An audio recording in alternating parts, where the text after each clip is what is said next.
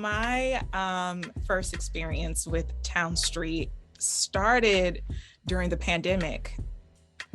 They were looking for writers for an upcoming virtual series, Her Story.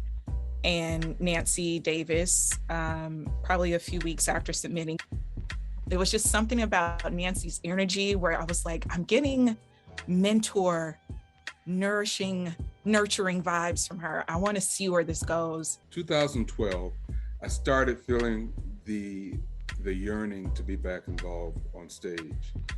And my first productions that I was actually involved with, Tim and the Play Festival, and then we also did In Response. That's been one of the most memorable experiences of my life, and being back in the theater. It was at a time when we needed it, and it seems like ever since then we have still needed In Response. Yeah. And the Nancys, I love them. They just nourish you. You know, they just fill you up, and they become family. And so when I did, start to research and see what Towne Street was about, and seeing that they've been around for nearly 30 years, I'm like, yeah, this is what I need. This is what I want. I've only been a part of like the virtual Towne Street family, which is funny. Like I have not met anyone in person yet, but I feel like this is my, my family. The energy is amazing, because we're a community that's serving the community.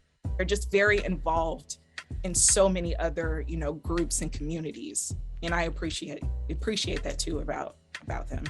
Yeah, and the things that have been happening recently with small theater and the necessity for us to really come together, right, and bond a union, and the strength that we will find in that, so